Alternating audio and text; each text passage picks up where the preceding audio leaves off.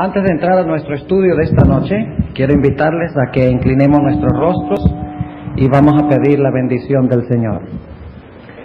Padre Celestial, tu pueblo se halla aquí reunido una vez más, necesitando en forma especial la ayuda de tu Espíritu. Pedimos que vacíes nuestros corazones del yo, de todo lo que pueda impedir que escuchemos tu voz. Saca de nosotros aquello que pueda estorbar y llénanos con tu Espíritu para que podamos comprender tu mensaje en esta noche. Te pedimos que tu palabra haga impacto en nuestro ser. Te lo pedimos en el nombre y por los méritos de Cristo nuestro Salvador. Amén. Quiero invitarles en esta noche a abrir sus Biblias conmigo al libro de Génesis. El libro de Génesis, capítulo 11.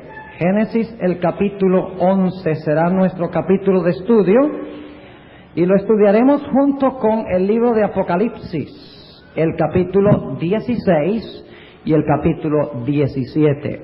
Ese será nuestro tema de estudio en esta noche. Lo que pasó en Génesis 11 se repetirá a nivel mundial en Apocalipsis 16 y 17. Pero para poder entender el libro de Apocalipsis necesitamos entender en primer lugar el marco histórico, lo que sucedió una vez en el pasado. Y por esa razón necesitamos estudiar en primer lugar la historia que encontramos relatada en el libro de Génesis, el capítulo 11. Y yo voy a voltear aquí la pizarra, aquí adelante, porque vamos a usar la pizarra en esta noche y vamos a notar algunos detalles importantes en cuanto a este capítulo tan fascinante de la Biblia, la famosa historia de la Torre de Babel. Génesis, el capítulo 11, y vamos a estudiar los primeros versículos de este capítulo. Ustedes recuerdan que el episodio de la Torre de Babel viene inmediatamente después del diluvio, o sea, poco tiempo después del diluvio. Ese es un detalle que necesitamos recordar, que es de mucha importancia. ¿Dónde ubicamos este episodio? Porque la tierra se había repoblado hasta cierto punto. Habían bastantes habitantes en la tierra. Noten lo que dice en Génesis 11 y el versículo 1. Era entonces toda la tierra de una lengua y unas mismas palabras. Y aconteció que como se partieron de oriente, hallaron una vega en la tierra de Shinar y asentaron allí. Ahora vamos a parar un momentico allí en el versículo 2. ¿Dónde quedaba geográficamente la tierra de Shinar, a donde se establecieron los habitantes que construyeron la Torre de Babel? Mirando un mapa notamos que la tierra de Shinar quedaba en las riberas mismas de un famoso río de la antigüedad. Y la sierva de Dios reconfirma eso en el libro Patriarcas y Profetas. Los constructores de la Torre de Babel escogieron construir la Torre de Babel en la tierra de Shinar, al lado del famoso río que surge nuevamente en el libro de Apocalipsis, el río Éufrates. Es decir, que en la Biblia el Éufrates y Babel o Babilonia siempre van juntos. No se pueden separar la ciudad y el río de la ciudad, como veremos más adelante en nuestro estudio esta noche. Así que los constructores de la Torre de Babel se reunieron en la tierra de Shinar, posiblemente a donde Nabucodonosor más adelante construyó la nueva ciudad de Babilonia y edificó un monumento de su poder, esa tremenda estatua de Nabucodonosor. Probablemente en el mismo sitio fue donde Nabucodonosor reconstruyó el neo-imperio babilónico o el nuevo imperio babilónico. Volvamos otra vez a Génesis, el capítulo 11. Dice en el versículo 3: Y dijeron los unos a los otros: Vaya, hagamos ladrillo y cozámoslo con fuego. Y fuéles el ladrillo en lugar de piedra y el betún en lugar de mezcla. Ahora, ¿quién fue el líder de la construcción de Babilonia? Este es un detalle de mucha importancia. ¿Quién fue el que dirigió la construcción de la ciudad de Babilonia? Para saber eso necesitamos regresar al capítulo 10. El capítulo 10, empezando en el versículo 8. Génesis 10 y el versículo 8 nos dice, y Cush engendró ¿a quién? A Nimrod. Este comenzó a ser poderoso en la tierra. Este fue vigoroso cazador delante de Jehová, por lo cual se dice, así como Nimrod, vigoroso cazador delante de Jehová. Y ahora escuchen bien. Y fue la cabecera de su reino, ¿qué cosa? Babel, y Erech, y Akkad, y Calné, en la tierra de Shinar. ¿Quién fue el constructor de este proyecto que relata Génesis el capítulo 11? El constructor de este gran proyecto, el cabecilla de este gran proyecto, se llamaba Nimrod. Ahora, el nombre Nimrod, y ustedes saben que los nombres en la Biblia tienen importancia. No es como hoy en día, que yo le digo a Ronald, para distinguirlo de José y de Juan. O sea, hoy en día los nombres son meros distintivos que tienen el propósito de distinguir a una persona de otra. No así en los tiempos bíblicos. En los tiempos bíblicos los nombres tenían gran importancia y expresaban el carácter del individuo o el carácter del lugar. Por ejemplo, ¿qué significaba el nombre Jacob? Significaba suplantador.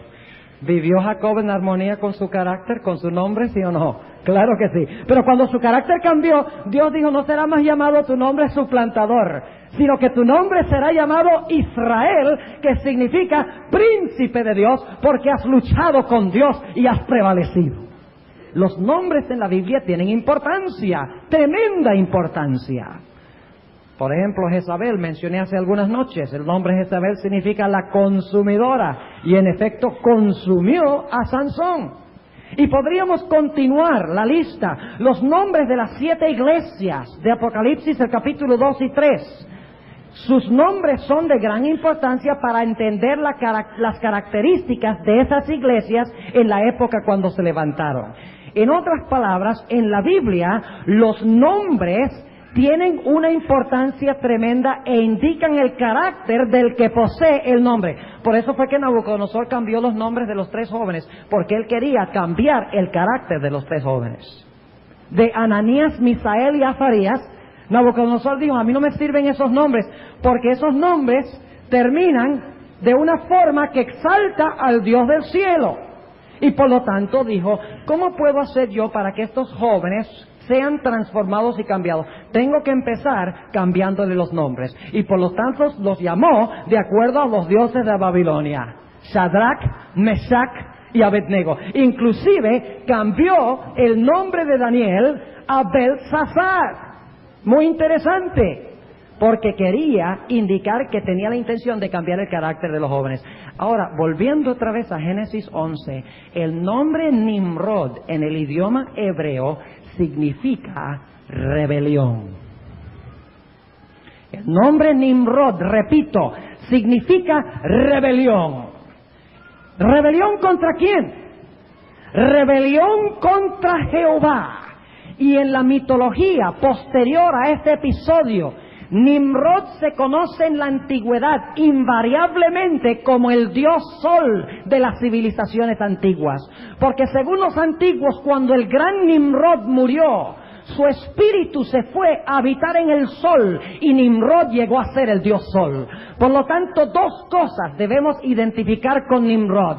En primer lugar, su nombre significa rebelión contra Dios.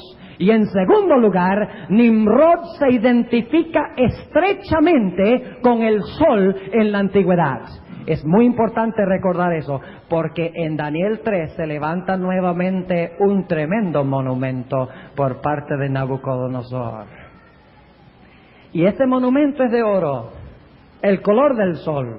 Los antiguos llamaban al oro el rocío del sol.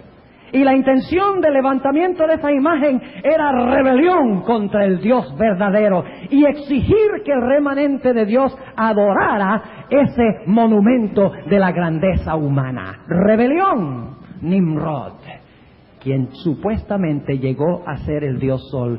Tal fue el constructor de Babilonia. Esperaríamos que en Apocalipsis la última Babilonia tenga las mismas dos características, porque lo que pasó al comienzo continuará y se consumará al final de la historia. En otras palabras, la última Babilonia se basará en la rebelión y tendrá la rebelión algo que ver con el sol. Porque Nimrod en la antigüedad era el Dios Sol, pero nos estamos adelantando al tema. No queremos ir a Apocalipsis todavía. Noten lo que dice en el versículo 4. En el versículo 4, muy importante, declara lo siguiente. Y dijeron, vamos, edifiquémonos una ciudad. Edifiquémonos, noten. Edifiquémonos una ciudad y una torre cuya cúspide llegue al cielo, y hagámonos un nombre, por si fuéramos esparcidos sobre la faz de toda la tierra. Ahí tenemos que hablar de algunas cosas. En primer lugar, Dios tenía la intención de que las personas después del diluvio se esparcieran por la tierra. Lo insinúa aquí en Génesis el capítulo 11, y la sierva de Dios en Patriarcas y Profetas, en el capítulo que se titula La Torre de Babel, dice explícitamente que era la intención de Dios de que las gentes se dispersaran por la tierra y formaran colonias en toda la tierra, de tal manera que no se unieran en un gigantesco sistema en rebelión contra Dios. Porque cuando los hombres se aglomeran, se juntan, el resultado es que se juntan en rebelión contra Dios. ¿Cuál era la intención de los constructores de la Torre de Babel? ¿Saben ustedes cuál era su intención? Establecer un nuevo orden mundial. ¿Cómo? Déjenme leer una cita que se encuentra en el libro Patriarcas y Profetas, página 112. Patriarcas y Profetas, página 112. Noten lo que dice la sierva de Dios bajo inspiración. Noten lo que dice la profetisa dada especialmente a la iglesia adventista del séptimo día. Dice lo siguiente: decidieron mantener su comunidad unida. ¿Qué decidieron hacer? ¿Qué había dicho Dios? Que debían estar ¿cómo? Dispersos. Ellos decidieron, según dice aquí, mantener su comunidad unida en un solo cuerpo bajo Nimrod, rebelión. ¿Y cuál era su intención? Y fundar una monarquía. ¿Qué significa la palabra monarquía? Monos, uno. Arge, gobierno. Establecer una monarquía, establecer un gobierno que a su tiempo abarcara toda la tierra. Así su ciudad se convertiría en la metrópoli de un imperio universal. Su gloria demandaría la admiración y el homenaje del mundo. ¡Qué tremendo objetivo! Un nuevo orden mundial, uniendo a todos los habitantes de la tierra en esta gran rebelión dirigida por Nimrod el rebelde, el Dios Sol. Rebelión contra el Dios del cielo, para establecer un imperio que controlara todo el mundo y afianzara la rebelión contra el Dios del cielo. Ahora, ¿por qué dice aquí en Génesis 11 y el versículo 4, edifiquémonos una torre cuya cúspide llegue al cielo? Habían dos motivos. Se acababa de realizar el diluvio unos años antes, y toda la generación antediluviana, menos Noé y su familia, habían perecido por causa de su iniquidad, por causa de su desobediencia a la ley de Jehová, por causa de su rebelión. Toda la generación de los antediluvianos, con la excepción de Noé y su familia, fueron destruidos en el diluvio. Y cuando esta gente se unió, dijeron: esto no va a suceder otra vez. Vamos a edificar una torre que sea más alta que lo que alcanzaron las aguas del diluvio. Así podremos seguir pecando, y si viene un diluvio, podremos salvarnos a nosotros mismos usando nuestra tecnología. ¡Qué interesante! Salvación propia para poder seguir pecando. Poder rebelarse contra Jehová y tener la seguridad por su tecnología de que nadie los iba a poder destruir. Pero ¿saben ustedes que la sierva de Dios dice que había otro motivo por el cual construyeron esa torre que llegaba hasta el cielo? Y ese motivo es que ellos tenían la intención de hacerlo tan alto que pudieran llegar allá y descubrir cuál fue la razón por la cual vino el diluvio, científicamente. ¡Qué altanería! Pensaban explicar por medios naturales, usar su tecnología para llegar hasta el cielo, para explicar por qué vino el diluvio.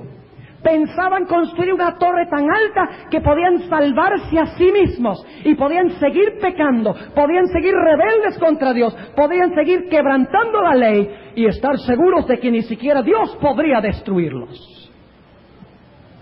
Sigue diciendo en Génesis 11 lo siguiente, versículo 5. ¿Quién está en control? ¿Ellos pensaban que estaban en control? La sierva de Dios dice que ya la torre había alcanzado hasta las nubes. ¿Dios estaba ignorante de lo que estaba pasando? ¿Dios no sabía lo que estaba pasando? ¿Dios no había visto que se habían unido? ¿Dios no había visto que querían construir una torre para salvarse a sí mismos, para alcanzar el cielo por sí mismos y poder seguir pecando, llegar al cielo y seguir pecando, evitar la destrucción y seguir pecando? Un gobierno en rebelión contra Dios, unido, un imperio mundial, un nuevo orden mundial, digno de la admiración de todos los seres del planeta Tierra. ¿Acaso Dios no sabía? Claro que lo sabía, porque Dios está en control. Versículo 5. Y descendió Jehová para ver la ciudad y la torre que edificaban los hijos de los hombres. Ahora tenemos que parar un momento allí. Cuando la Biblia usa la expresión hijos de los hombres o hijas de los hombres, siempre está hablando de personas que están en rebelión contra Dios. Notemos, por ejemplo, lo que dice Génesis 6. Génesis el capítulo 6 y el versículo 4. Génesis el capítulo 6 y el versículo 4. Noten lo que se nos dice aquí. Muy interesante. Usa la expresión hijas de los hombres. Dice, había gigantes en la tierra en aquellos días.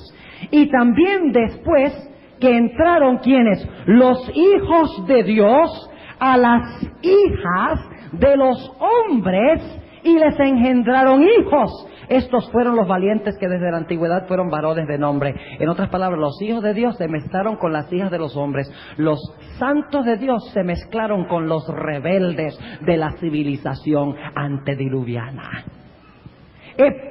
Diríamos hoy, en expresión diferente, los de la iglesia adventista se unieron con los filisteos.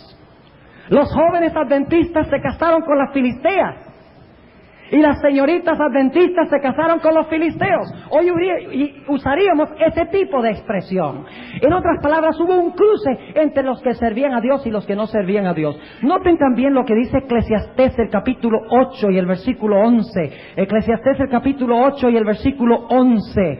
Noten lo que se nos dice en cuanto a los que significa los hijos de los hombres. 8:11 dice, porque no se ejecuta luego sentencia sobre la mala obra, el corazón de los hijos de los hombres está en ellos lleno para hacer ¿qué cosa? Lleno para hacer el ¿qué? Para hacer el mal. Ahora, noten que en la Torre de Babel Dios les había dicho que no iba a mandar otro diluvio, ¿verdad? ¿Dios no había prometido no mandar otro diluvio? ¿No había dado el arco iris diciendo no destruiré la tierra otra vez por un diluvio? Cuando los constructores de la torre hicieron la torre con la intención de escaparse de otro diluvio, estaban desconfiando en la palabra de Dios. En otras palabras, les faltó fe. en la palabra del Señor. Y por eso dijeron, por si acaso viene un diluvio, vamos a edificar esta torre para que por nuestra tecnología podamos escapar a otro diluvio, podamos explicar cómo vino el diluvio, podamos salvarnos a nosotros mismos y permanecer en nuestras rebeliones y en nuestros pecados. La idea de que uno se puede salvar no del pecado, sino alcanzar el cielo en el pecado. Dice aquí en el versículo 5, y descendió Jehová para ver la ciudad y la torre que edificaban los hijos de los hombres. Dios está en control. Este nuevo orden mundial no era una sorpresa para Dios. Dios sabía exactamente qué era lo que ellos tenían la intención de hacer. Y note lo que dice el versículo 6. Y dijo Jehová, he aquí el pueblo es que... ¿Qué había pasado? El pueblo se había ¿qué? Unido en un solo sistema, en un nuevo orden mundial. Vemos nosotros hoy en día el mundo en proceso de unificación. ¿Vieron el periódico esta mañana? ¿Qué apareció en la portada del periódico esta mañana? Muy interesante, después de lo que hablamos aquí en la iglesia. ¿Qué apareció a ver, ¿alguien quiere decirme qué fue lo que apareció enfrente del periódico? Apareció el líder del capitalismo protestante y el líder del comunismo estrechándose con una sonrisa la mano derecha. ¡Qué interesante! Hay un proceso tremendo de unificación. Nadie quiere estar separado. Cuando las naciones aliadas le ganaron a Saddam Hussein, todo el mundo dijo, yo me quiero unir a esto. Esta es la causa a la cual hay que unirse. Miren, por muchos años las Naciones Unidas no tenían ningún poder. Pero ahora las Naciones Unidas tienen poder, un poder tremendo. Lo que sucedió en el Golfo Pérsico le dio autoridad a las Naciones Unidas. Y va a tener más y más autoridad. Las grandes empresas del mundo se están uniendo unas con otras. Las religiones se están uniendo unas con otras. Todo esto es señal de lo que pronto va a pasar en este mundo. Pero Dios sabe. Dios está en control. Y noten lo que dice Dios. Y dijo Jehová, he aquí el pueblo es uno. Y todos estos tienen un lenguaje. El lenguaje de la rebelión. Un lenguaje. El pueblo uno. Y han comenzado a obrar. Y nada les retraerá ahora de lo que han pensado hacer. ¿Y qué era lo que pensaban hacer? ¿Qué era lo que pensaban hacer? Una monarquía mundial que dominara el mundo.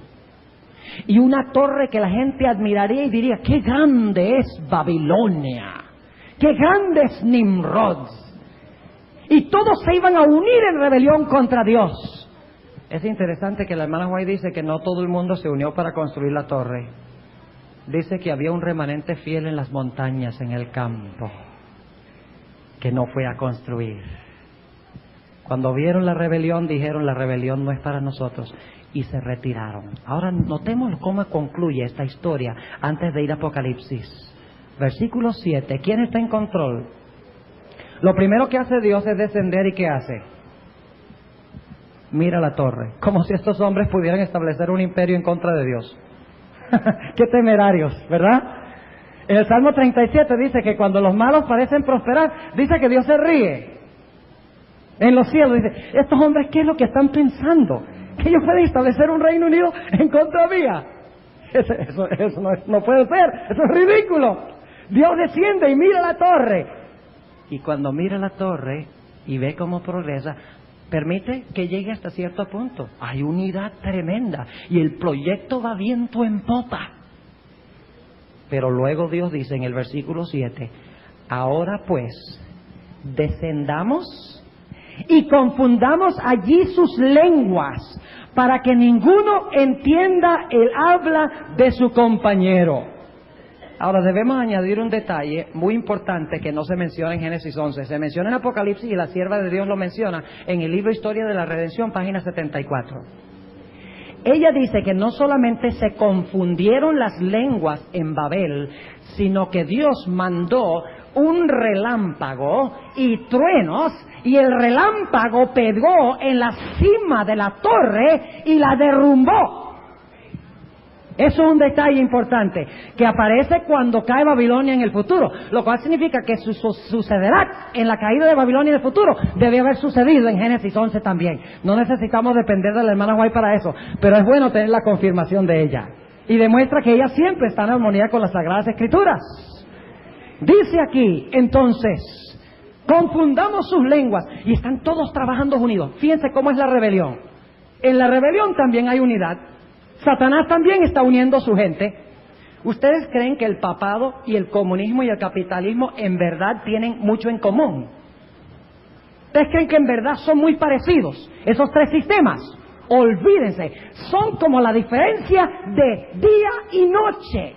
Son radicalmente distintos unos de los otros, pero son uno en un sentido, y es establecer un nuevo orden mundial en rebelión contra Jehová y reclutar a todos los seres humanos para unirse a su proyecto de edificar la grandeza humana, el poder humano, el imperio humano que trata de impedir la segunda venida de Cristo Jesús. Esta es la intención del nuevo orden mundial.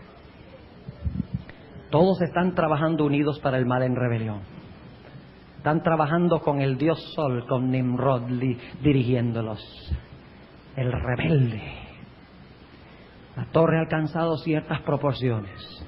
Dice la hermana White que estaba tan alta que no podían comunicarse desde abajo con los que estaban arriba. Había que mandar mensajes por intermediarios desde abajo para comunicarse con los que estaban arriba. Díganme ustedes si la torre estaba bien alta. Estaba altísima. Había progresado mucho. Nosotros a veces nos preocupamos porque el mal ha progresado mucho en este mundo, porque aparentemente se van a unir estos sistemas y todo se está uniendo y se está consolidando y nos preocupamos. No se preocupen. Dios tiene todo fríamente calculado. Dios sabe qué es lo que está pasando. Dios está en control. El plan de Dios se implementará. No nos angustiemos. Dios es el que está en control, como dice nuestro lema de la semana de oración. De repente, la unidad se disrumpe. Porque el que está arriba le dice al que está más abajo, "Send me some bricks." Y el de abajo dice, ¿qué? Y obviamente estoy dramatizándolo, no sé si el español era uno de esos idiomas, pero básicamente lo que sucedió, uno le dice en francés al otro, mírame, mándame unos ladrillos, y el que está abajo dice en alemán, ¿qué es lo que tú me estás pidiendo? Y empiezan a hablar en diferentes idiomas. Y la unión de Babilonia, la unión de la rebelión, el deseo de establecer el nuevo orden mundial, de repente se divide. Babilonia se divide, se disrumpe la unión. Y cuando está Babilonia en confusión, cuando ya la unión ha sido rota y ha sido quebrada, viene un rayo del cielo con truenos y derriba la parte de arriba de la torre, un relámpago enviado por Dios, y se derrumba la torre que estaban haciendo los hombres. Y dice la sierva de Dios algo muy importante, que no dice en Génesis 11, pero sí lo dice en Apocalipsis. Ahora, si lo dice en Apocalipsis, es porque sucedió en Génesis 11, porque Génesis 11 es la base de lo que sucede en Apocalipsis. La sierva de Dios dice que aquellos hombres empezaron a matarse los unos a los otros. Eso es muy significativo. No lo olviden. Un rayo junto con truenos que derrumban la cima de la torre. Una confusión que divide a los que están construyendo. Y empiezan como resultado a matarse los unos a los otros.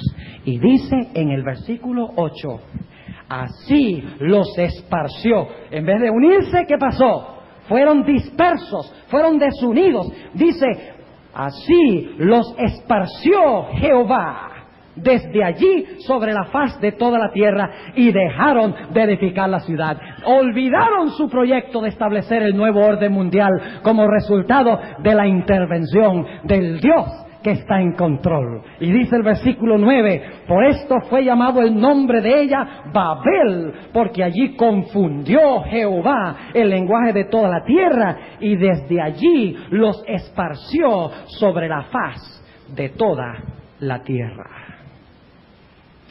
Ahora debemos ir a Apocalipsis, porque esta historia de Génesis 11 se cumple ultimadamente en el libro de Apocalipsis.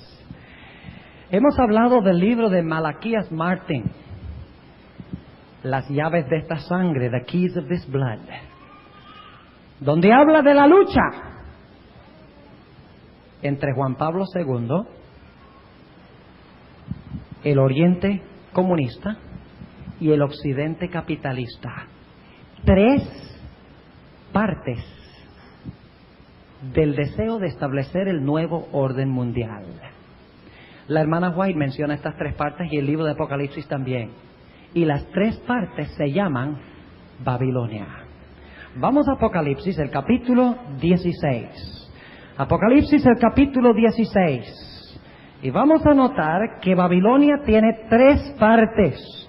3 partes unidas. Apocalipsis, el capítulo 16, y vamos a leer el versículo 19. Apocalipsis, capítulo 16 y el versículo 19. Y vamos a volver a este capítulo este versículo dentro de unos momentos. Dice aquí lo siguiente: y la ciudad grande fue ¿qué? Fue partida. Ahora, si la ciudad grande fue partida es porque antes estaba ¿qué? Unida. Ustedes no pueden partir un pastel en pedazos al menos que antes estuviera el pastel uno solo, unido.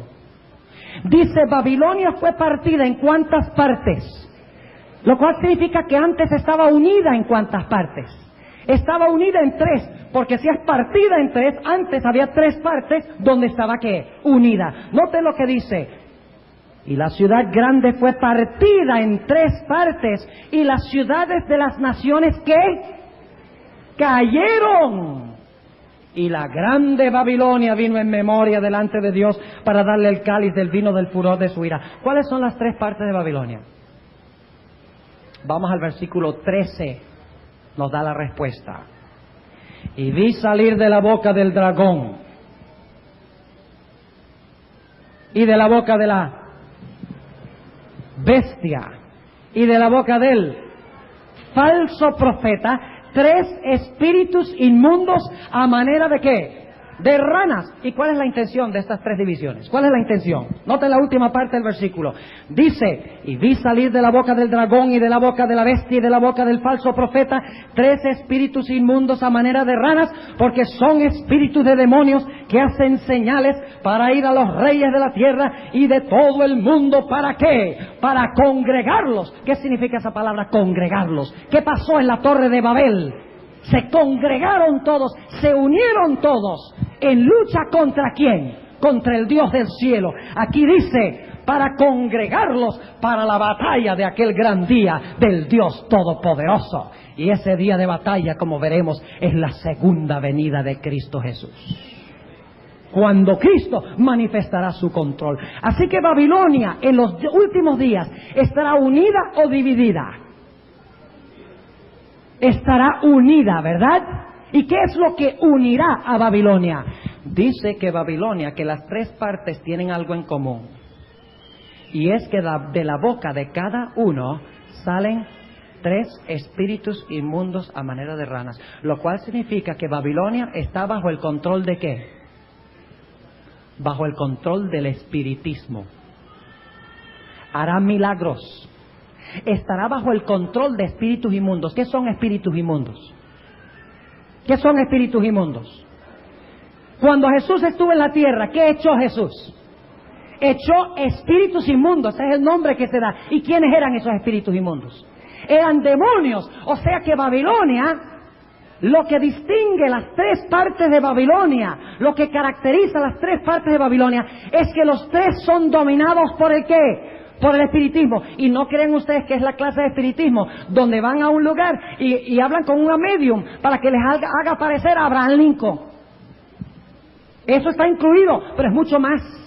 La hermana White habla de un espiritismo refinado que se disfraza en teorías como las que existen hoy de la nueva edad, New Age Theories, que está tomando cautivo el mundo. Ya no llaman la idea de comunicarse con los muertos, no lo llaman comunicarse con los muertos, sino que le usan una expresión casi científica que se llama channeling, ¿ve? Mucho más bonito. Y no le dicen que los espíritus allá son espíritus de muertos. Les llaman por otros nombres. Todo ha sido refinado. Y Babilonia será controlada por estos espíritus de demonios. Noten lo que dice Apocalipsis 18. Apocalipsis, el capítulo 18. Algunos han pensado que el dragón representa el espiritismo. Pero en realidad, según este texto, los tres son dominados por el espiritismo. El dragón representa otra cosa aquí. Y les voy a decir dentro de un momento qué representa. La sierva de Dios tiene citas claras que dice qué representa el dragón.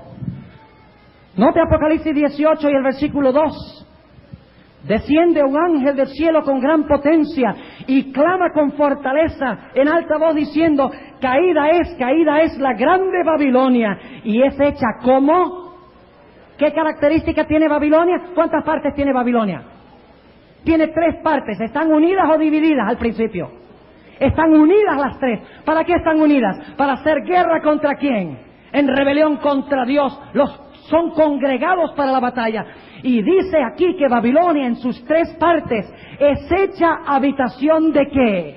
De demonios y guarida de todo espíritu inmundo y albergue de todas aves sucias y aborrecibles. Y en la Biblia las aves representan a Satanás y sus ángeles. Ustedes recuerdan en la parábola del sembrador, cuando las aves vinieron y se llevaron las semillas, cuando Jesús interpretó eso, dice: y el que arrebata las semillas es el maligno, es el diablo. Las aves sucias y aborrecibles simbolizan a Satanás y sus ángeles en las Sagradas Escrituras. O sea que las 3 partes de Babilonia estarán bajo el control del espiritismo.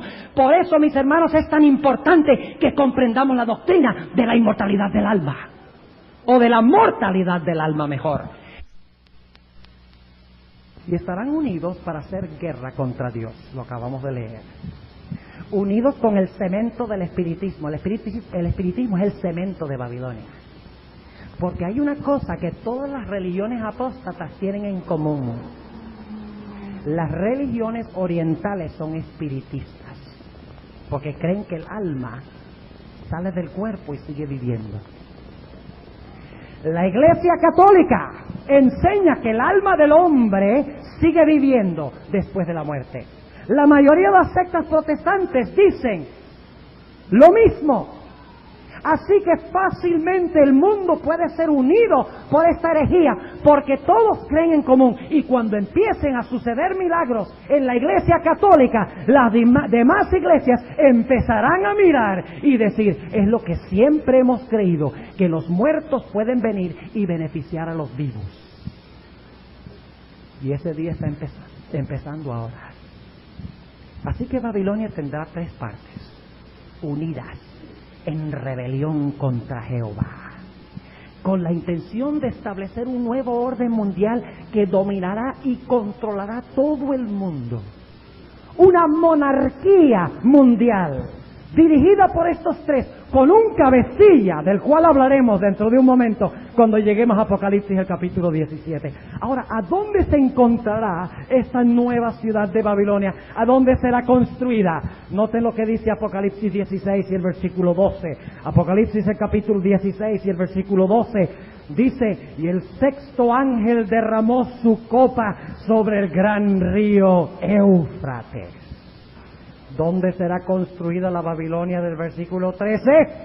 Será construido en las riberas, es decir, sobre el gran río Éufrates. ¿Es lo mismo que Génesis 11? ¿Estaban los hombres en Génesis 11 unidos, los hijos de los hombres, sí o no? ¿La intención era guerrear y rebelarse contra Dios, sí o no?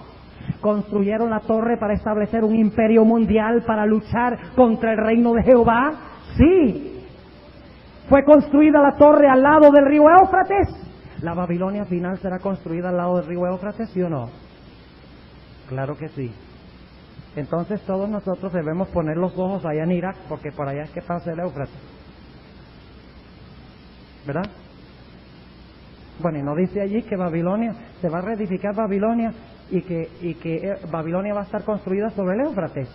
Entonces debemos poner todos los ojos allá en Palestina, allá en lo que era la Tierra Santa, allá en Irak, porque por allá es que estaba Babilonia, allá estaba el Éufrates. No, claro que no, porque lo que era literal en el Antiguo Testamento ahora ha de interpretarse espiritualmente o simbólicamente.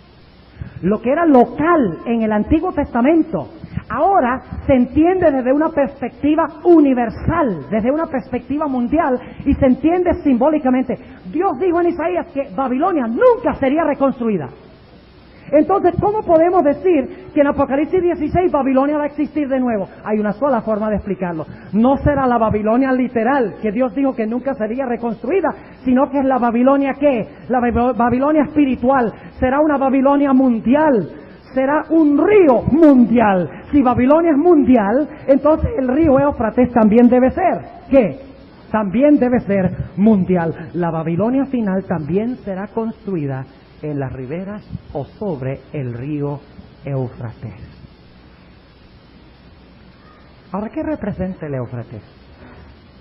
¿Qué era la ciudad que estaba construida sobre el Éufrates? ¿Cuál era la ciudad? Ya lo vimos en Génesis 11. Babilonia, ¿verdad? Y estaba construida sobre el Éufrates. Al final de la historia, Babilonia también estará construida sobre ¿qué? Sobre el Éufrates. En el Antiguo Testamento Babilonia estaba unida. En Apocalipsis Babilonia también estará unida. En el Antiguo Testamento fue el propósito de rebelarse contra Dios y establecer un imperio contrario a Dios, uniendo a todos los hombres. Al final de la historia Babilonia tendrá el propósito de unir a todas las naciones para batallar contra el Dios del cielo. Las mismas características. Pero simbólicamente, ¿qué representa Babilonia? ¿Qué representa el río Éufrates? Bueno, hablemos de las tres partes de Babilonia. ¿Qué representa el dragón? Empecemos allí. Apocalipsis 16 y el versículo 13. ¿Qué representa el dragón? Es Satanás. Es cierto. Pero es algo más que Satanás. El dragón en el libro de Apocalipsis, aunque primordialmente significa Satanás, secundariamente se aplica a los gobiernos del mundo, a los reyes de la tierra.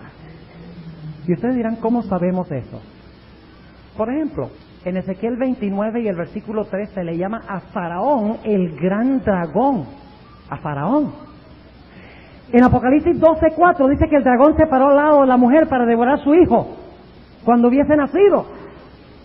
Pero no fue Satanás el que se presentó en persona. Usó el imperio de Roma pagana para tratar de matar a Cristo. Y la sierva de Dios, anoten esta cita, la sierva de Dios, en el libro Testimonios para los Ministros, página 36, dice que el dragón representa los reyes, los príncipes y los gobernantes. Dice, los reyes, los príncipes y los gobernantes han colocado sobre sí el rótulo del anticristo y son representados como el dragón, dice ella claramente allí. O sea que el dragón representa a los gobiernos del mundo, representa a los seculares. En otras partes la hermana White dice que el dragón representa a los mundanos, los que no profesan religión. En esta categoría cuadrarían los que son ateos, el comunismo ateo, el poder del Estado, el poder político que no quiere nada que ver con la religión. El dragón representa los poderes políticos del mundo. Segundo protagonista, la bestia. ¿Qué representa la bestia? Ya lo hemos estudiado. Es la bestia de Apocalipsis 13. El mismo cuerno pequeño de Daniel 7. El mismo hombre de pecado de 2 de Tesalonicenses 2. Y el rey del norte de Daniel 11. ¿Quién es la bestia, según hemos estudiado esta semana? Es el papado. Y luego dice, el tercer protagonista, dice que es ¿quién? El falso profeta. ¿Quién es el falso profeta? Anoche hablamos del falso profeta. ¿Quién es el falso profeta? ¿Qué es un profeta? ¿Un profeta habla de sí mismo? ¿Un profeta dice lo que él quiere decir? ¿Quién es un profeta? Un profeta es un portavoz ¿de quién? De otro, de Dios. Pero como este es un falso profeta, significa que habla en pro de otro. ¿En pro de quién habla el falso profeta? En pro de la bestia, como vimos anoche. Porque es la misma imagen de la bestia. El protestantismo apóstata, el capitalismo apóstata, si podemos llamarlo así, es el tercer poder que se menciona aquí. Ahora yo quiero preguntarles, ¿son los mismos poderes que menciona Malachi Martin en su libro? ¿Que están luchando por establecer el nuevo orden mundial? ¿Son los mismos tres? ¿Dice la Biblia que se van a unir, sí o no? ¿Para guerrear contra Dios, sí o no?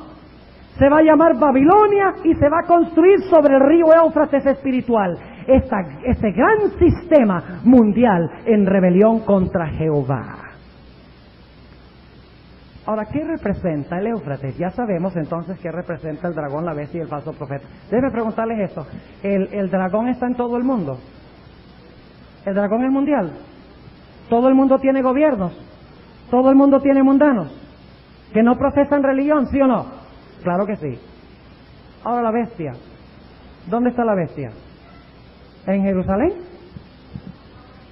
La bestia está en Roma, pero ¿dónde más está la bestia? ¿La bestia es mundial? ¿La Iglesia Católica es mundial? Claro que sí. Ahora, el protestantismo apóstata, el capitalismo occidental, por así decirlo, ¿es un sistema solo que se restringe a un áreacita del mundo o es un sistema mundial? ¿Es un sistema de comercio mundial, sí o no? O sea, ¿Babilonia es qué? Babilonia es mundial, lo cual significa que el Éufrates que pasa por Babilonia debe ser también mundial. ¿Entienden? Ahora, ¿qué es el Éufrates? Tenemos que ir al capítulo 17 para entenderlo. El capítulo 17 y el versículo 15. Vamos a empezar, antes de leer el versículo 15, para captar el contexto, vamos a leer el versículo 1 del capítulo 17. Y vino uno de los 7 ángeles que tenía las 7 copas y habló conmigo diciéndome, ven acá y te mostraré la condenación de la grande ¿qué?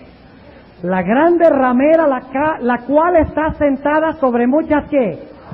¿Quién se sienta sobre las muchas aguas? La grande ramera. ¿Qué representa una mujer en la Biblia? ¿Y una ramera? Una iglesia fornicaria y apóstata es lo que representa una ramera. Una mujer pura es la iglesia pura. Una mujer ramera es una iglesia que se ha corrompido, que fornica con los reyes de la tierra. Por eso se ha corrompido. Porque en vez de estar casada con Cristo, se casa con los reyes. En vez de hacer que Cristo logre la conversión de las almas, usa a los reyes para obligar a la gente de que sigan lo que ella enseña. Ahora, noten lo que dice. En el capítulo 17 dice que está sentada sobre muchas aguas. ¿Cuáles muchas aguas? ¿Cuál es el nombre de esta mujer? Noten el versículo 5. Y en su frente un nombre escrito, Misterio, Babilonia la Grande, la madre de las fornicaciones y de las abominaciones de la tierra. ¿Cómo se le llama a esta mujer que está sentada sobre muchas aguas? Se le llama la madre y se le llama ¿qué? Babilonia. ¿Cómo se llaman las muchas aguas sobre las cuales se sienta ella? ¿Cómo se llaman? Muy bien. ¿Sobre qué reposaba la Babilonia antigua? Reposaba sobre el Éufrates. Así que las muchas aguas sobre las cuales yace o reposa Babilonia, o la madre, específicamente la madre, porque la madre tiene hijas y fornica con los reyes. ¿Ven las 3 partes ahí? La madre es la madre de las fornicaciones, pero yo no conozco a la primera madre que no tenga hijos. Lean Apocalipsis el capítulo 2 y el versículo 20 al 23. Ahí habla del origen de Babilonia. Habla de los reyes, habla de Jezabel la madre y habla de sus hijos. En Apocalipsis 2, 20 al 23. 3 divisiones que se originaron ya en la era cristiana, en el pasado, durante los 1260 días en la iglesia de Tiatira, pero se irán a levantar nuevamente al final de la historia. Babilonia, sentada sobre las aguas del río Éufrates. ¿Qué representa el Éufrates? Versículo 15 de Apocalipsis 17. Y él me dice, las aguas que has visto, donde la ramera se sienta, ¿son qué? Son pueblos y muchedumbres y naciones y ¿qué? Y lenguas. ¿Sobre quiénes se sienta la Babilonia final? Sobre las muchedumbres. ¿Cuántas partes tiene Babilonia? 3. Los reyes de la tierra, la bestia, es decir, la madre, y el falso profeta, la imagen de la bestia, o las hijas, según Apocalipsis 17. ¿Van a estar unidos en contra de Dios? ¿Van a ser unidos por el espiritismo, sí o no? En rebelión contra Dios. ¿Cuál será el punto sobre el cual se unirán? ¿Recuerdan que Nimrod llegó a ser el dios qué?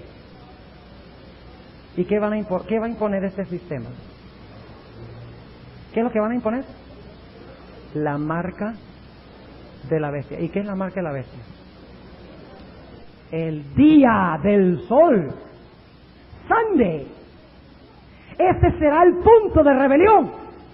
Al igual que Nimrod significa rebelión y se concebía como el dios sol y unió a Babilonia para luchar contra Dios, para traer salvación propia y alcanzar hasta el cielo.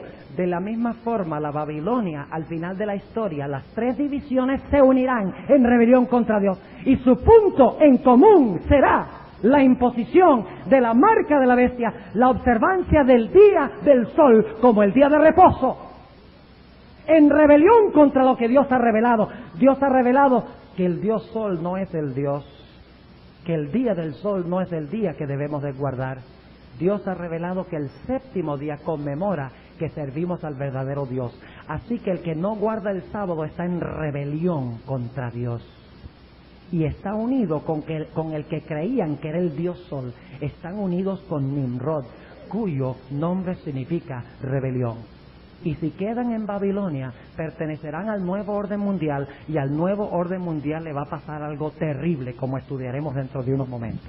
¿Están entendiendo por dónde vamos?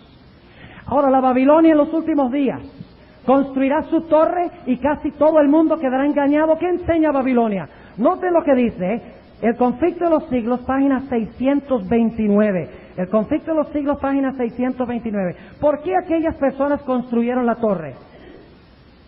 ¿Por qué construyeron la torre? Porque querían salvarse a sí mismos y querían seguir ¿qué? Pecando. Escuchen lo que hará la Babilonia final. Conflicto de los siglos 629.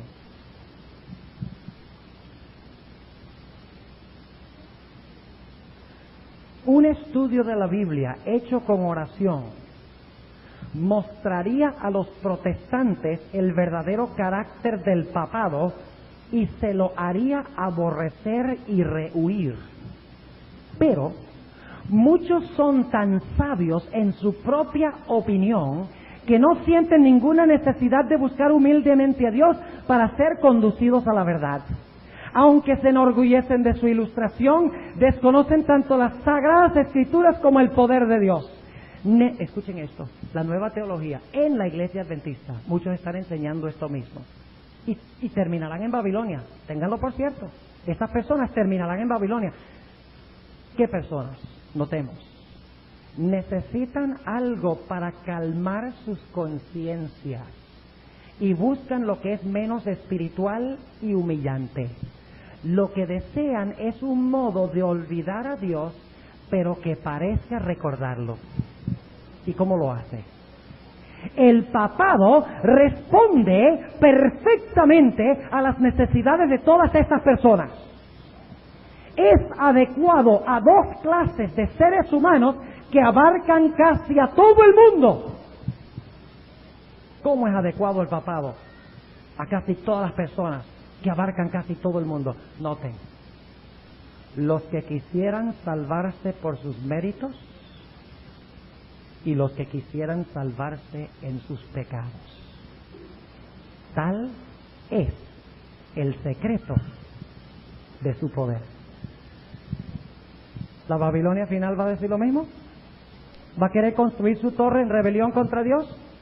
¿Va a tratar de alcanzar el cielo por sus propios méritos o por sus propios esfuerzos? ¡Claro que sí! Pero el propósito de enseñar de que el hombre puede salvarse por sus propios esfuerzos o por sus propios méritos es para que el hombre pueda continuar ¿qué? Para que el hombre pueda continuar pecando. ¿Y qué es pecado? Pecado es transgresión de la ley. Y la nueva teología, que es más vieja que el mundo porque se originó con Lucifer en el cielo, pero se le llaman nuevas, entre comillas, enseña de que Dios nos va a salvar en nuestros pecados, porque es imposible vencer, porque es imposible ganar la victoria sobre el mal y sobre el pecado. Y todas esas personas que piensen así van a terminar en Babilonia. Todos los que crean en la inmortalidad del alma van a terminar en Babilonia. Todas aquellas personas que observan el domingo e insisten en hacerlo van a terminar en Babilonia. Ahora, volvamos otra vez a la historia que tenemos aquí. Ahora, ¿la Babilonia final tendrá la misma actitud que la Babilonia original entonces? ¿Pensarán que pueden salvarse por sus propias obras? ¿No es eso lo que trataron de hacer los constructores de la torre? ¿No estaban tratando de construir una torre tan grande que ni siquiera Dios podía destruirlos, que les trajera la salvación en causa de un diluvio? El nuevo orden mundial lo que hará será construir una torre gigantesca basada en la idea de que el hombre puede salvarse por sus propios esfuerzos y puede salvarse en sus pecados para impedir el establecimiento del nuevo orden mundial. Un Dios que dice que hay que vencer el pecado, un Dios que dice que no podemos salvarnos por nuestros propios méritos. Volviendo otra vez a Apocalipsis, el capítulo 17. Apocalipsis, el capítulo 17. ¿Ustedes creen que Dios está mirando lo que está pasando? ¿Ustedes creen que Dios sabe cuál es el objetivo de todos estos tres poderes de Babilonia? ¿Ustedes creen que Él sabe lo que está pasando en los lugares secretos? ¿Él sabe cuáles son las intenciones y los planes? ¿Él ha estado en todas las reuniones de esta gente que quiere establecer el nuevo orden mundial? ¿Ustedes creen? ¿Sabe Él cuál es el objetivo del nuevo orden mundial? ¿Está mirando? ¿Ha bajado a mirar? Claro que sí. Dios está en control, no los hombres. Y Dios mira la torre que se está construyendo ahora.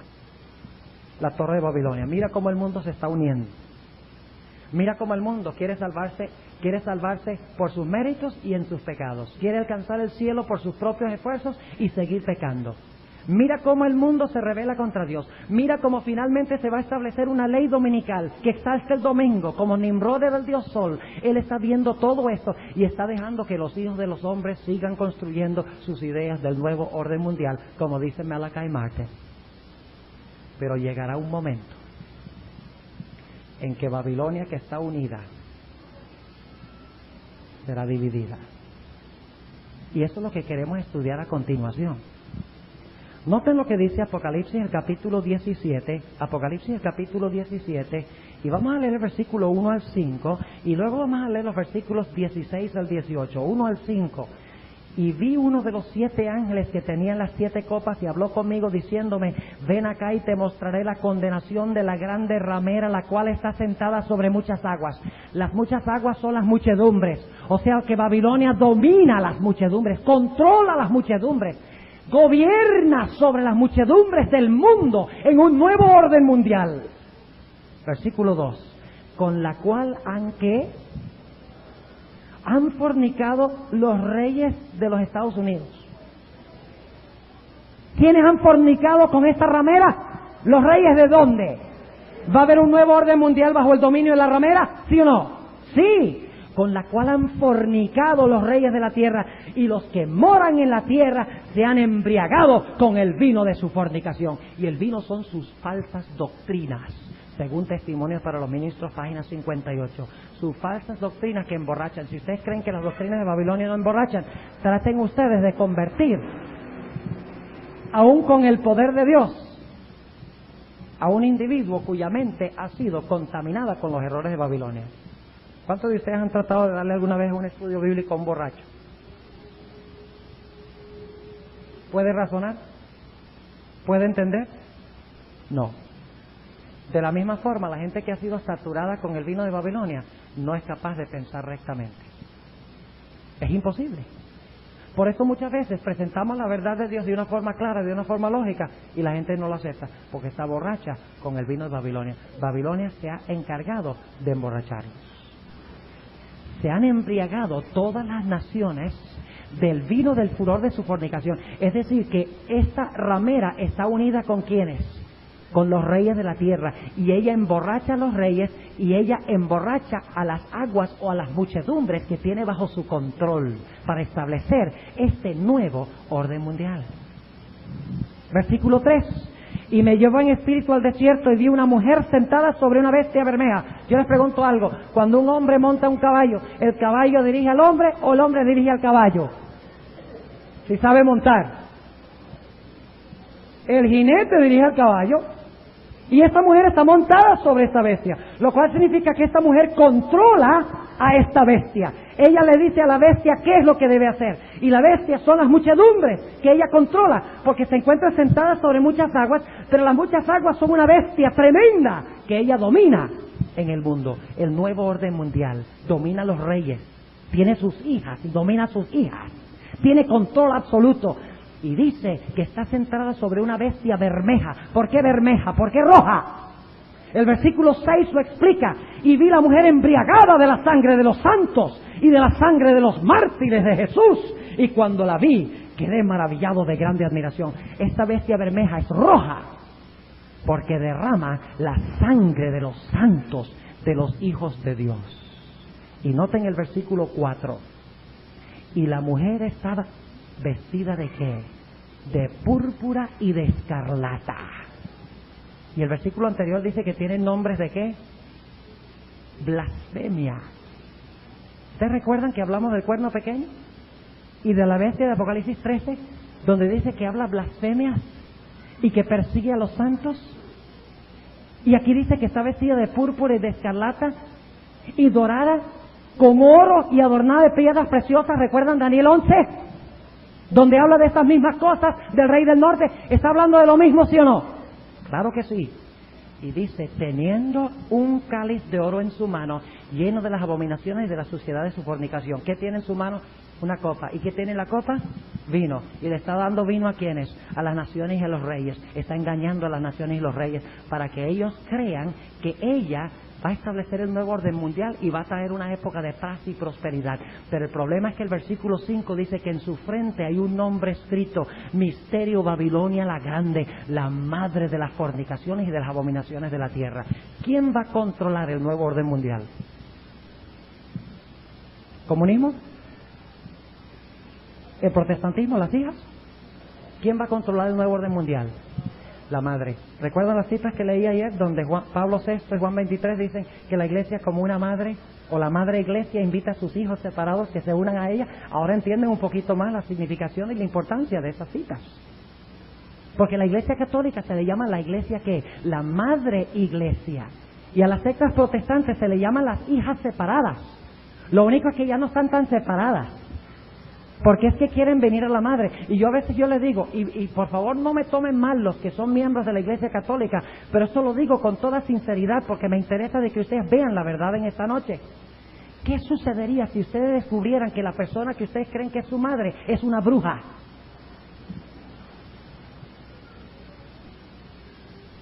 ¿Seguirían yendo a la madre? ¿Seguirían abrazando y besando a la madre? Ni se le ocurra tal idea, saldrían corriendo.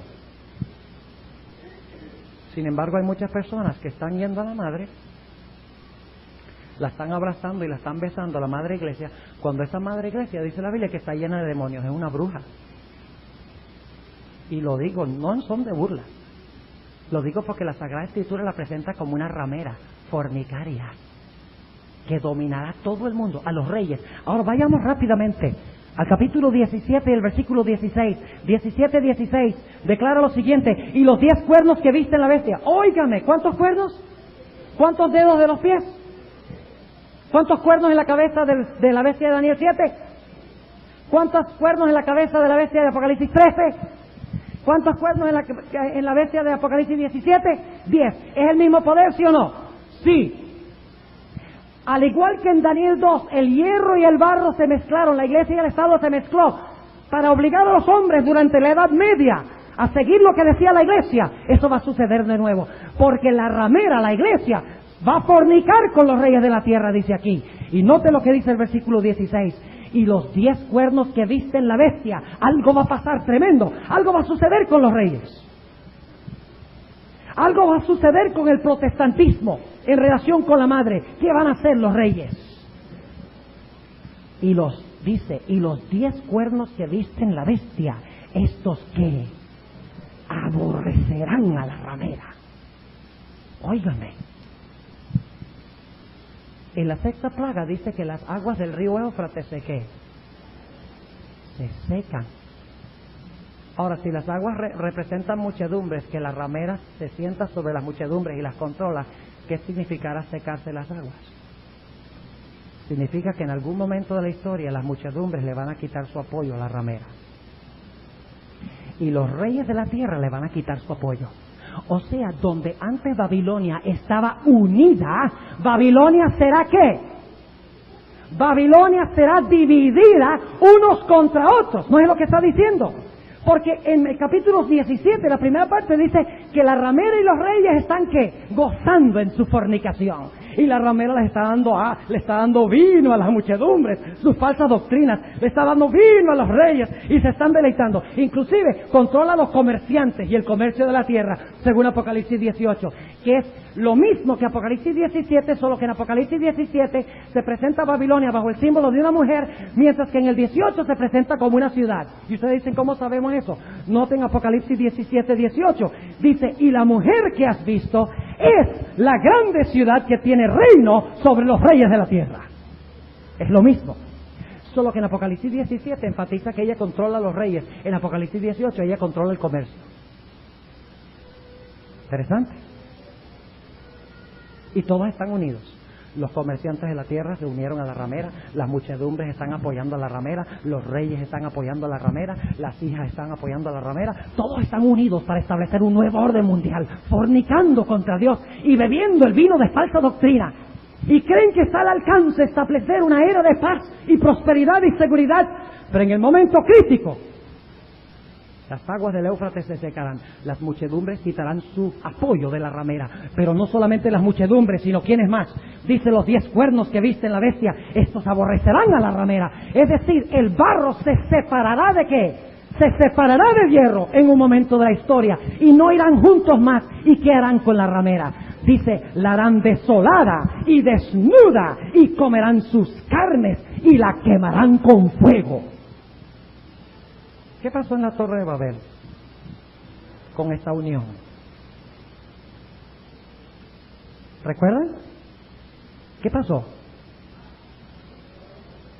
Vinieron relámpagos del cielo y truenos y derribaron la torre y confundieron a la gente y se empezaron a matar los unos a los otros. ¿Saben ustedes que eso es lo que simboliza el secamiento del Éufrates? Las muchedumbres se les secan a Babilonia, y para entender esto hay que volver al Antiguo Testamento, a la historia de Israel cuando estaba a orillas del Mar Rojo. Hay muchas historias bíblicas que hay que incluir aquí, pero solo voy a mencionar esa. Ustedes recuerdan que Israel se encontraba a orillas del Mar Rojo y el mar estaba unido, y mientras el mar estaba unido, el mar ayudaba a Faraón. Pero luego Moisés extendió su vara y las aguas se dividieron. Esa es la palabra que se usa ahí en el libro de Éxodo, capítulo 14. Dice que las aguas se dividieron. Y cuando las aguas se dividieron, se preparó un camino para el paso del pueblo de Dios, un camino en seco para que ellos pasaran. Y cuando ellos hubieron pasado, cuando amanecía, dice que Dios llovió sobre y este es un detalle que no está en Éxodo 14, mucha gente lo desconoce, pero el Salmo 77 dice que Dios llovió sobre ellos piedras de granizo, y dice que llovió sobre ellos relámpagos y tempestuosa lluvia, y como resultado se atascaron las ruedas y se empezaron a caer las ruedas de las carretas, y las aguas que estaban unidas antes, que eran enemigas del pueblo de Dios, que se habían dividido, se habían secado, porque esta expresión también se usa, las aguas que se habían secado y dividido para dejar pasar al pueblo de Dios, ahora de repente las aguas enfurecidas se unen. ¿Para qué?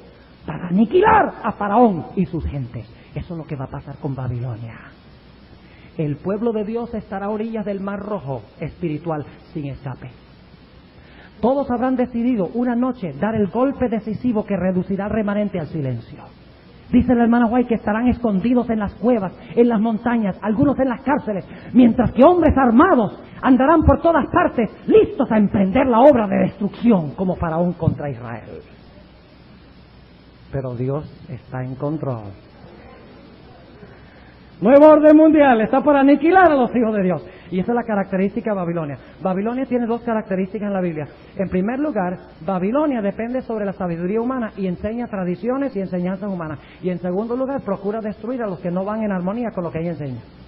Lean todo lo que hay en la Biblia en cuanto a Babilonia, esas son sus características. Enseña doctrinas humanas y luego entonces los que no cuadren con las doctrinas, procura matarlos. Exalta la grandeza humana y cuando algunos dicen, no, yo no voy por lo que dicen los hombres, Babilonia dice, entonces te matamos. Esas son las dos características principales de Babilonia en las Sagradas Escrituras. Y cuando Babilonia esté toda unida, no habrá escape para el pueblo de Dios. De repente las aguas del Éufrates se van a secar como el Mar Rojo y van a preparar el camino para la entrada del pueblo de Dios. La sexta plaga dice, y las aguas se secaron para preparar el camino para los reyes que vienen del oriente. Y cuando Cristo viene, viene con granizo y viene con tempestuosa lluvia de fuego, al igual que en el Mar Rojo, del oriente viene. Y se abren las aguas. Las muchedumbres quitan su apoyo de Babilonia, los reyes quitan su apoyo de la ramera. El protestantismo apóstata dice, no, ¿por qué seguimos lo que tú decías? Dicen a la ramera, y las aguas se secan. Y bajo la séptima plaga se derrumba todo el sistema. Y se empiezan a matar los unos a los otros. Noten lo que dice Apocalipsis, el capítulo 16 nuevamente. Dice en el versículo 17, después del secamiento de las aguas, dice, y el séptimo ángel, versículo 17, derramó su copa por el aire y salió una grande voz del templo, del cielo, del trono, diciendo, hecho es. Es importante eso, pueblo. Note que de dónde salió la voz. Tenemos que tener cuidado con lo que leemos. Dice que sale la voz del templo, del cielo, del trono. ¿Cuál es el trono de Dios en el templo celestial? ¿Cuál es el trono de Dios en el templo celestial? El arca del pacto. ¿Y qué está dentro del arca del pacto? ¿Saben ustedes lo que trae las plagas? ¿Quieren saber lo que trae las plagas? Dice que los ángeles salen del templo para derramar las plagas. Salen del lugar santísimo, según Apocalipsis 15. Salen del lugar santísimo para derramar las plagas. O sea que las plagas vienen del arca. ¿Y por qué plagas del arca? ¿De dónde saca eso? La Biblia. ¿Qué había dentro del arca? La ley de Dios. El castigo sale del templo, del arca, porque los habitantes de la tierra han hecho ¿qué? Han invalidado y quebrantado la ley de Jehová. Y por si acaso algunos dicen, ¿será verdad eso? Ustedes recuerdan cuando Israel tenía el arca en el Antiguo Testamento y el arca cayó en manos de los filisteos, manos incircuncisas, manos que no confesaban a Dios, manos que quebrantaban la ley de Jehová. La llevaron a una ciudad, una plaga de ratones. La llevan a otra ciudad, una plaga de llagas.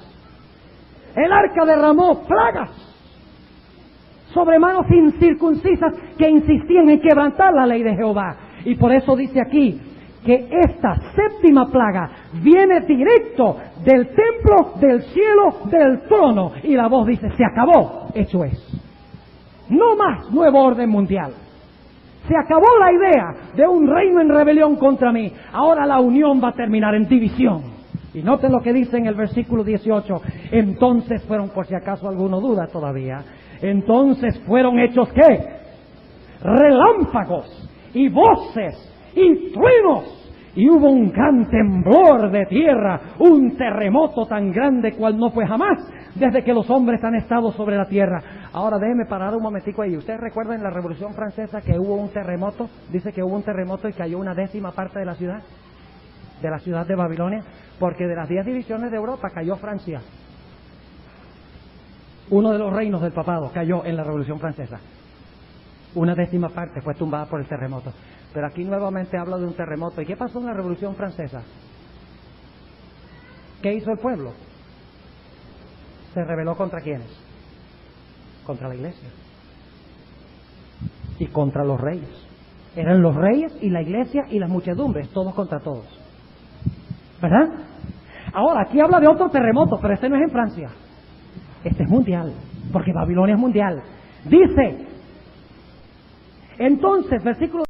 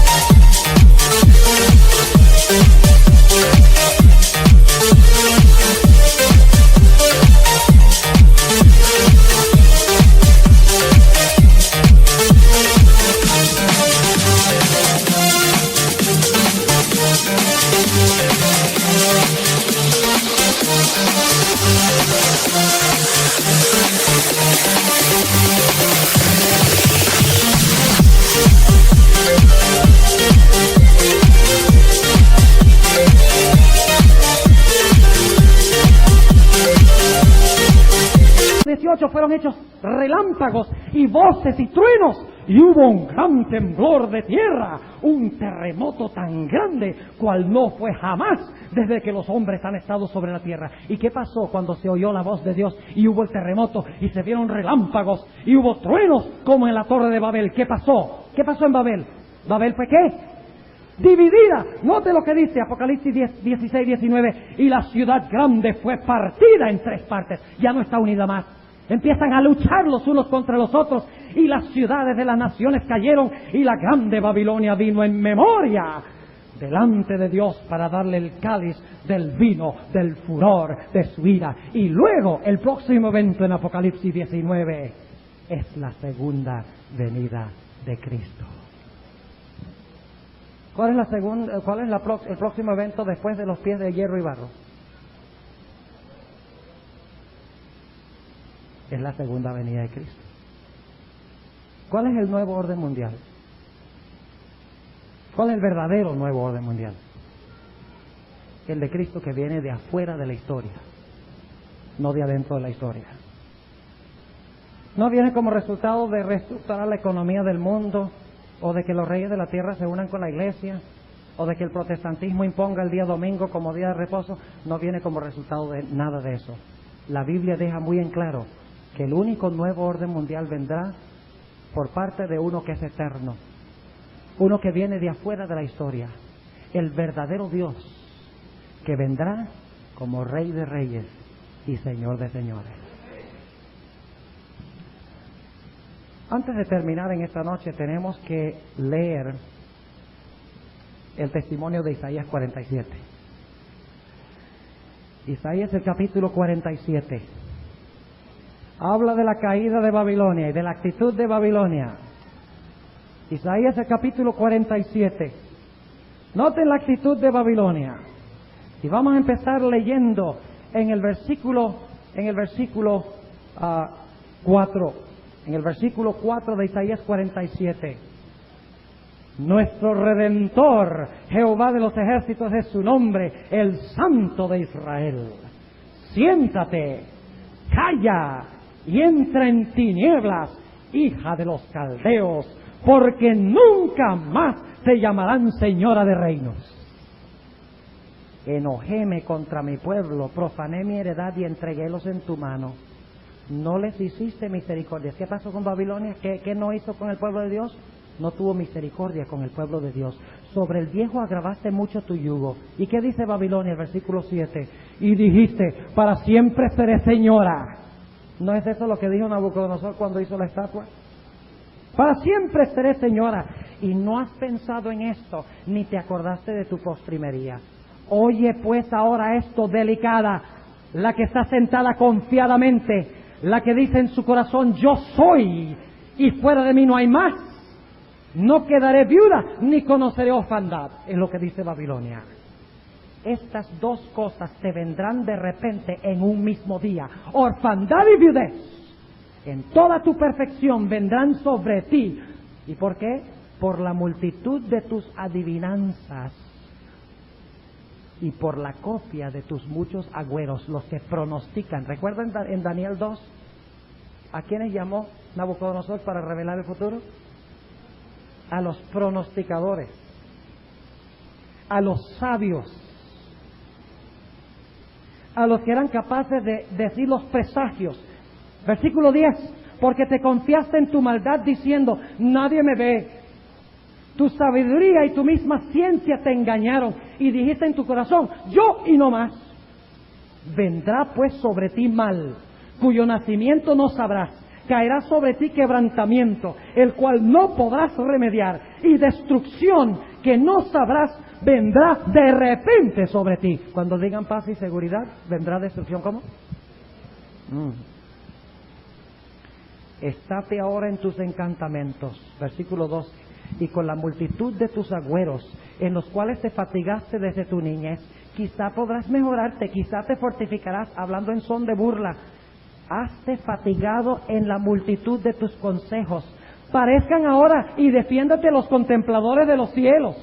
¿Quiénes son los contempladores de los cielos? Los astrólogos y los especuladores de las estrellas, los mismos que llamó Nabucodonosor en los días de Daniel, que no pudieron decir el futuro. Y esto le van a decir a Babilonia, tú vas a existir para siempre. Y Dios va a decir, no señor. He aquí, versículo 14, que serán como tamo, fuego los quemará. No salvarán sus vidas del poder de la llama, no quedará brasa para calentarse, ni lumbre a la cual se sienten.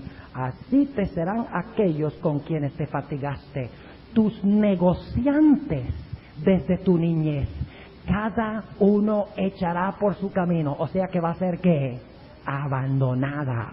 Y dice, no habrá quien te salve, como dice en Daniel capítulo 2, una piedra no cortada ¿con qué? Con mano. En cuanto al rey del norte dice, caerá y no habrá quien le ayude. En Daniel 8 dice lo mismo, Babilonia caerá cuando Cristo establezca el reino eterno, que jamás será corrompido.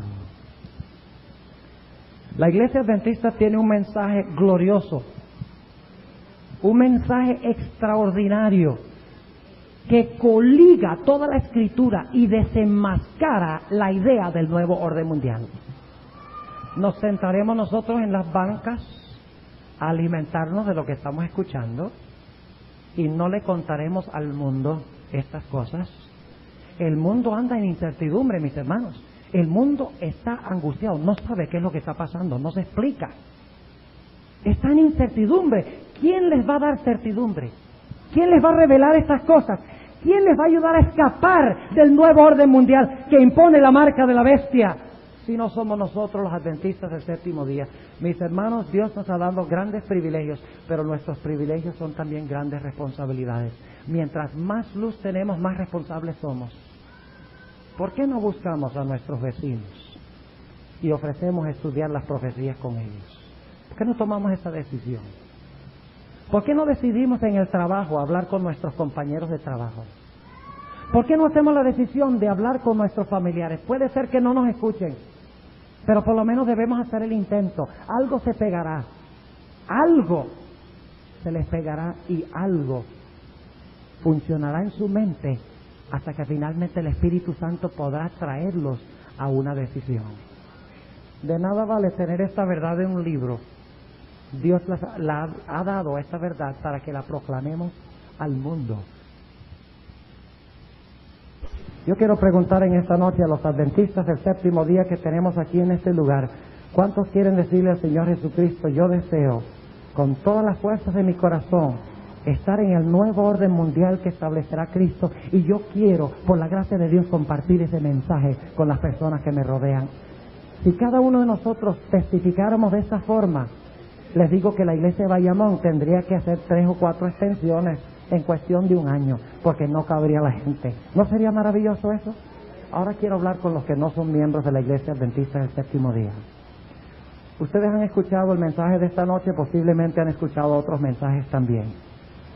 ¿Se han dado cuenta que todos los sistemas del mundo, sean religiosos, sean políticos, están en bancarrota? No hay futuro para estos sistemas. ¿Cuántos quieren decirle al Señor Jesucristo, yo no quiero estar en Babilonia, yo quiero estar con el pueblo de Dios, yo quiero estar en el